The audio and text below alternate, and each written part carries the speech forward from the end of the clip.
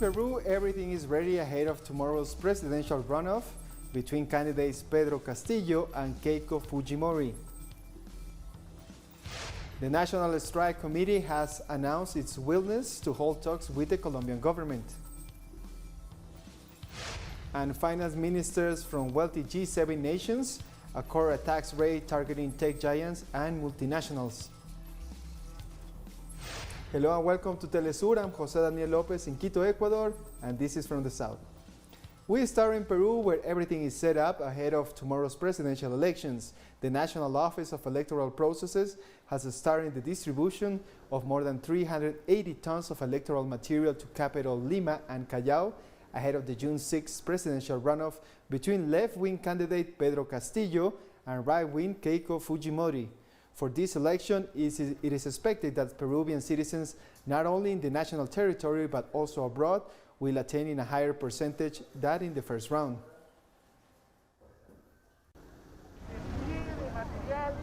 It is the most important deployment of electoral material for this second round.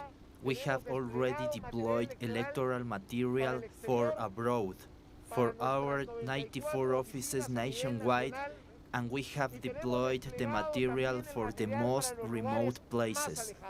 The National Jury of Elections of Peru informed that at least 150 international observers will accompany the presidential elections this Sunday, June 6th. The electoral authority specified that 99 observers will supervise the runoff elections in Peru, while 51 will do it from abroad. The largest number of participants was provided by the Organization of American States with 34, followed by the Inter-American Union of Electoral Organizations, which assigned 20 observers. The rest of the delegation is made up of observers from the European Union, the Permanent Conference of Political Parties of Latin America and the Caribbean, and the Ecuadorian Human Rights Committee. Still in Peru, thousands of people took to the streets in several cities across the country to reject a possible administration led by the presidential candidate Keiko Fujimori, accused by the prosecutor's office of leading a criminal organization. Our correspondent Veronica Insuasti has more information in the following report. Days before the elections, thousands of citizens filled the main squares of their cities to reject the Peruvian state being taken over by a presidential candidate accused by the prosecutor's office of leading a criminal organization. We will not allow a criminal to represent 35 million Peruvian workers. We don't want that government of the 90s, where there was no freedom of expression, where they suppressed all our rights. As a teacher, I know I have lived it. That is why I say Fujimori never again. In the 90s, during the dictatorial government of Alberto Fujimori, corruption pervaded in all public institutions, and to date, it has been difficult to rebuild them.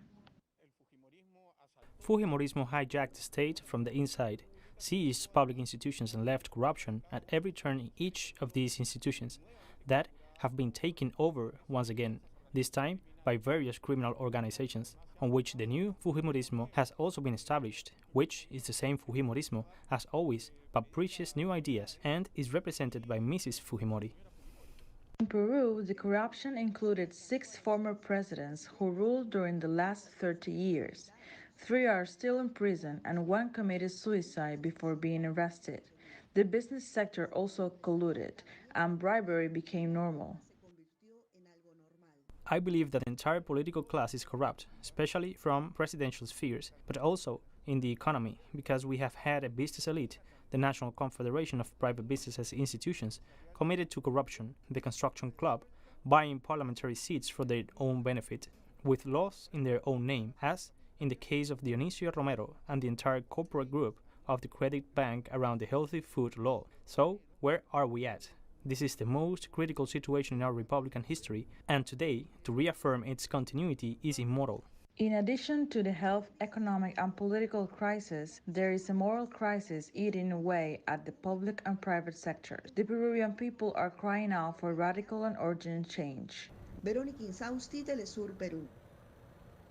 And many farmers in Chota, northern Peru, say they feel forgotten by the government and hope the new elected president will offer greater support for rural residents.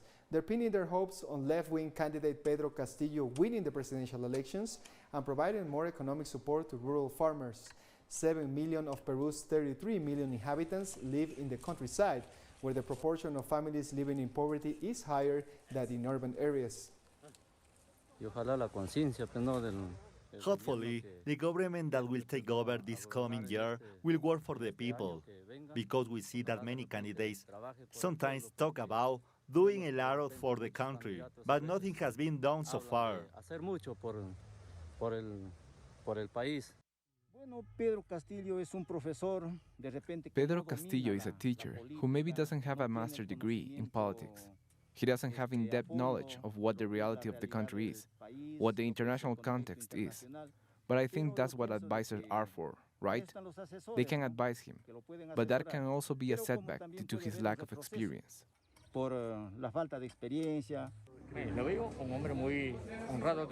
I see Pedro Castillo as a very honest man. Since he is a teacher, he started from the bottom and worked really hard for social justice. And now, in case he wins the elections, he will work even harder for our people. In Colombia, after 38 days of protest, the National Strike Committee reiterated its willingness to hold talks with the government. The committee held Iván Duque's government responsible for the slow progress in the talks, aimed at creating a sustainable scenario for negotiations on the country's future. According to the strike committee, an agreement has been reached on half of the issues on the proposed agenda: non-involvement of military forces in controlling protests, the autonomy of local governments to manage demonstrations, a ban on the use of firearms against protesters are among the main points in dispute. Still in Colombia, security forces continue with the violent repression of protesters. Public transportation facilities are reportedly being used as provisional detention centers. According to the media outlet Colombia Informa, in several sectors of capital Bogota, the mobile anti-riot squad attacked demonstrators and detained them in bus stations. In Portal Suba, one of the main stations of the Transmilenio public transportation system of Bogota, police harassed journalists and human rights defenders who gathered around the area. This week, the Transmilenio company confirmed the allegations. 4 protesters were detained at Portal de Suba on May 19, while 10 others, including a woman, were detained at Portal Americas between May 3rd and 4th, according to a statement from the company. As protest continues, more than 400 COVID-19 deaths were recorded in the last 24 hours in Colombia. Meanwhile, the Pan American Health Organization confirmed that the country registers the highest daily rate of infections in South America. Since the beginning of the pandemic, Colombia has registered more than 3.5 million cases of COVID-19 and over 90,000 deaths. Almost 30,000 new infections were diagnosed on Thursday, as the nation faces a deep social and political crisis. According to this organization, Colombia has the highest infection rates since March 6, 2020, when the first case of COVID-19 was recorded. Despite the data, the government opened its borders to this week, prompting protests from Panama and Venezuela. We have more news in a minute. Stay with us.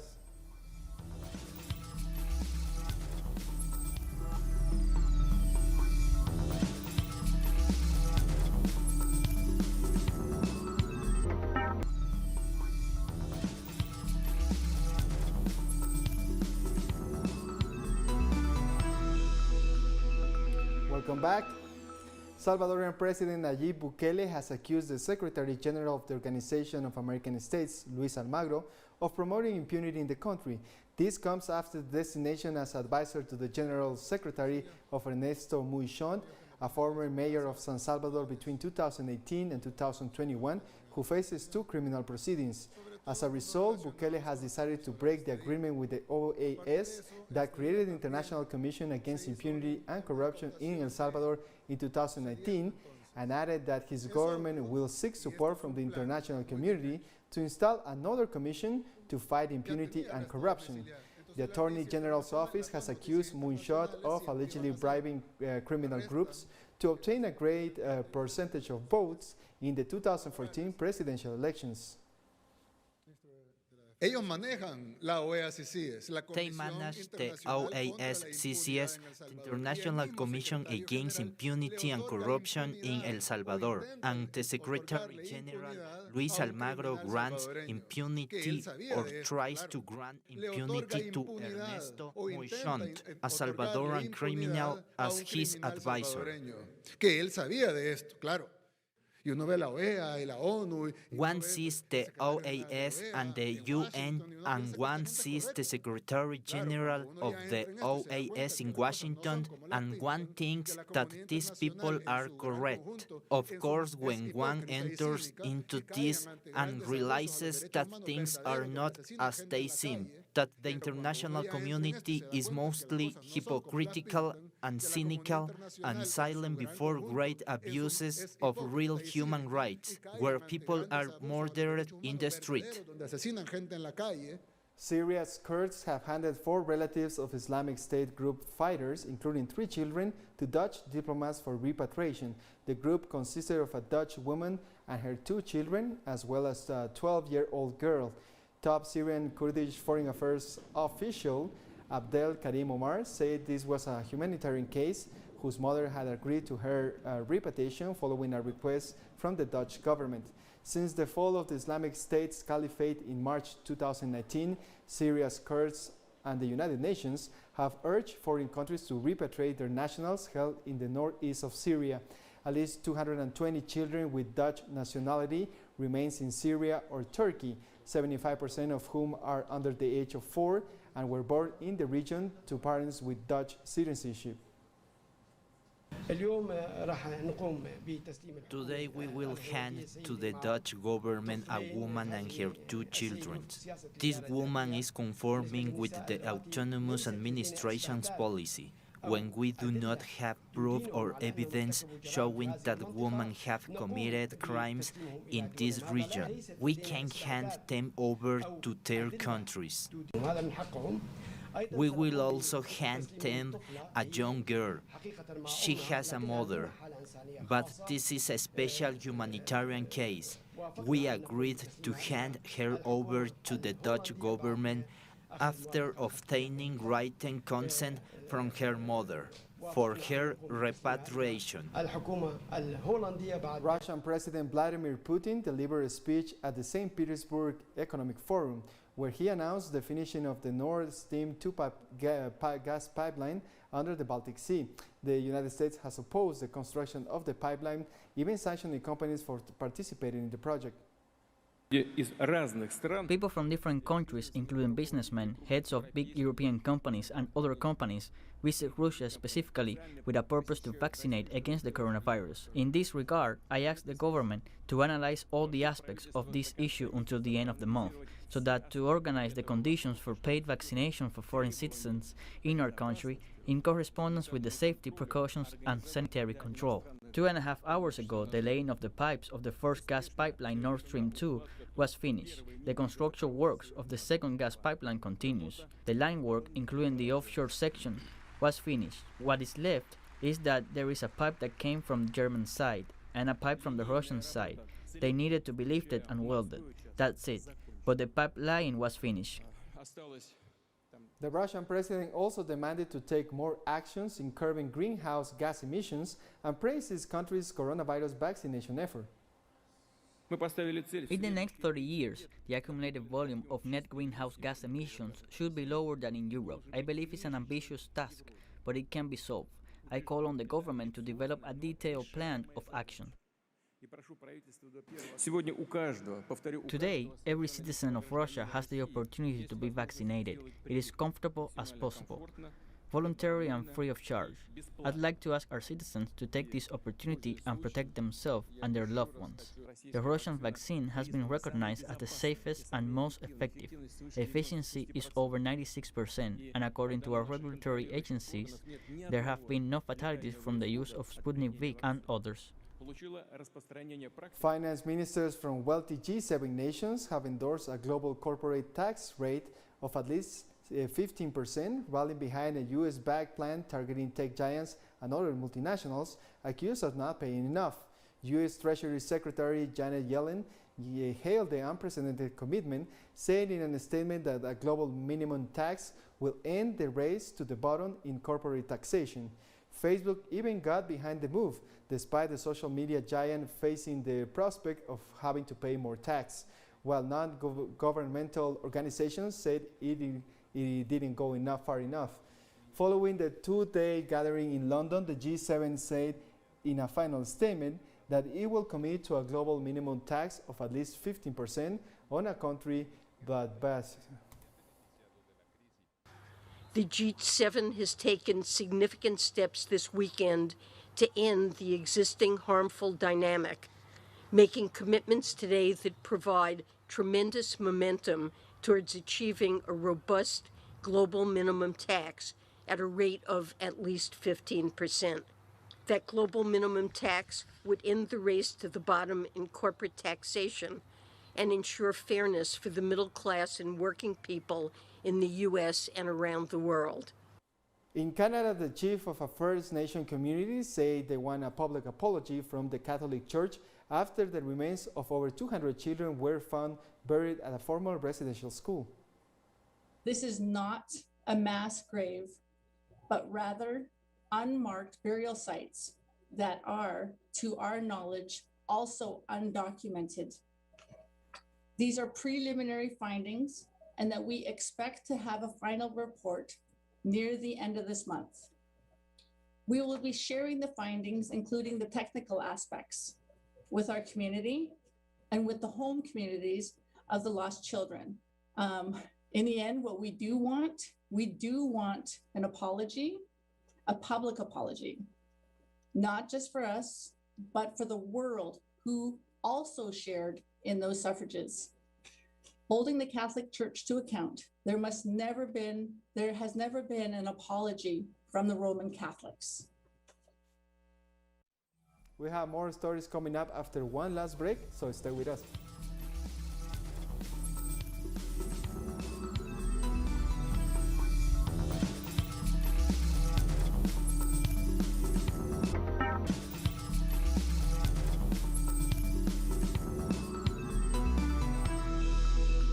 Welcome back.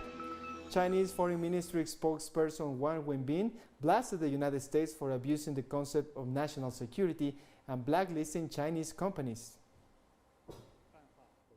The US government has generalized the concept of national security and abused state power to suppress and constrain Chinese companies by any possible means. China firmly opposes this. The US Act violates market principles, disrupts market rules and order, and harms the legitimate rights and interests of both Chinese enterprises and the investors from other countries, including the United States. China urges the US to respect market rules and principles, drop all kinds of so-called lists that suppress Chinese enterprises, and provide them with a fair, just, and non-discriminatory business environment. The Chinese government will take necessary measures to safeguard the legitimate rights and interests of Chinese companies. At least 20 African migrants remain missing a day after two boats sank off the coast of Tunisia, according to officials. The Tunisian Forum for Economics and Social Rights has reported that the scores of bodies have been found floating near the coast. 2 bodies have been so far recovered, while some 109 people were rescued. This is the latest in a series of accidents involving migrant boats. Last month, 50 migrants drowned off Tunisia, while 100 others were rescued. These accidents made organizations, including the Tunisian Red Crescent and the Office of the United Nations High Commissioner for Refugees, on high alert. Volunteers are on standby to provide assistance to irregular migrants rescued by the Navy or Coast Guard.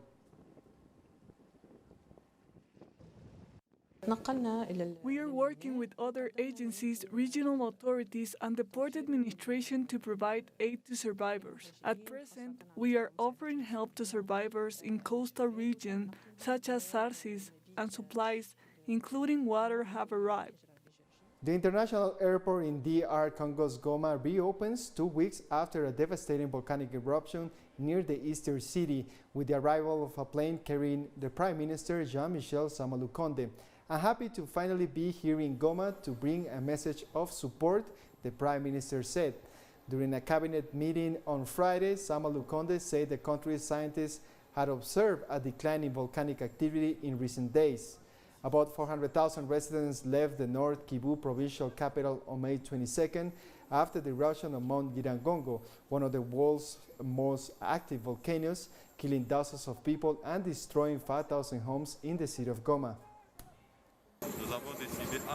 We decided to come and bring a message of support to the population of Goma, which, beyond having their safety at risk, had to face this natural disaster that happened in an unpredictable way.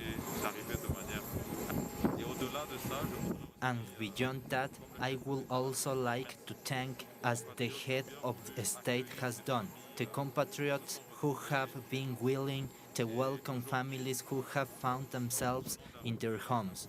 And today, as we have just arrived in Goma, we hope that we will continue to have better conditions and that this will allow the return of the displaced.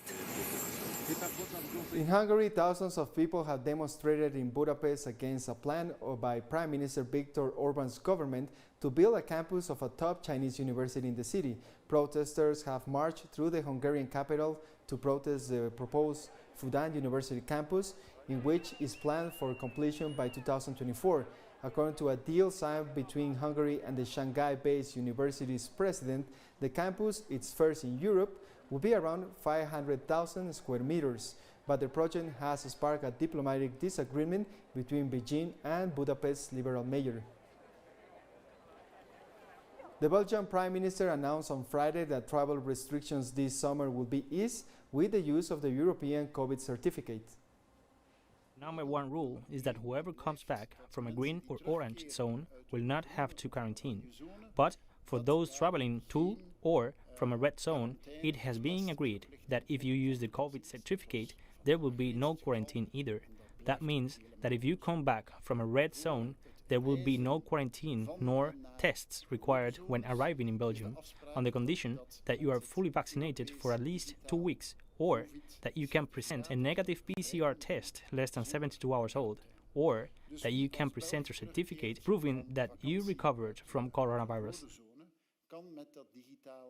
Venezuelan President Nicolás Maduro criticized the United States for excluding his nation from a vaccine donation program for developing countries. Hammond Story has just declared that Joe Biden's government is going to donate vaccines to the world, but that they are not going to donate vaccines to Venezuela. They hate us, they think of us negatively, they are miserable. Hammond Story, you are miserable people who hate and despise Venezuela because we are rebels, we are Bolivarian, and we are going to continue being so, and Venezuela is going to have all your vaccines. Cuban authorities announced on Friday the beginning of a mass vaccination campaign in Havana, where the domestically developed jab Abdala is already being applied to groups and neighborhoods most vulnerable. The aim is to achieve the full 3-dose immunization for the entire population of Cuba's capital by the end of July, the Minister of Public Health, Jose Angel Portal Miranda, explained. According to the plan, all Havana residents will get at least one shot of Abdala by late June. Cuba has developed 5 COVID-19 vaccine candidates, despite the severe limitations due to the U.S. blockade. Health authorities in India claim the country is on its way to recovery from the devastating second wave of COVID-19 infections. According to the government officials, weekly cases have fallen 63% from the peak in early May. However, restrictions have continued to impose in many parts of the country, including capital New Delhi, where most shops and marketplaces have remained closed for more than a month. The Health Ministry warned the battle against the virus was not over and people must continue to follow appropriate behavior. A member of the National Institution for Transforming India said the country had now overtaken the United States in terms of the total of number of people who have received a first dose of a COVID-19 vaccine.